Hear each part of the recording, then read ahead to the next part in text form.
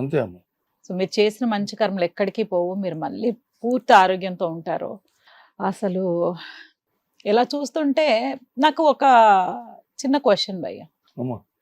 మన ఆర్టిస్టులు క్యారెక్టర్లు కాల్ చేస్తారు కదా, అవును. ఈ క్యారెక్టర్ చెయ్యాలి అని మీకు తప్పకుండా కాల్ వస్తుంది, ఏ కొత్త అవును. ఫిల్మ్ అయినా సరే. అవును.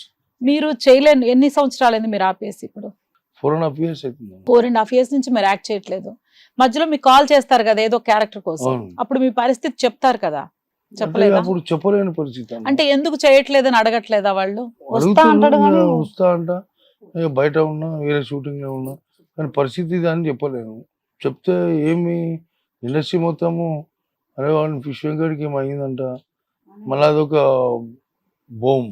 ఆ, ఎందుకు ఇది, సరే వేరే షూటింగ్ లో ఉన్నా బయట ఉన్నా రాలేని పరిస్థితి. డేట్లు కుదరట్లేదని కుదరట్లేదు. చెప్పుకుంటూ ఇప్పటివరకు ఒక 4.5 years నుంచి అయితే అదే జరుగుతుంది.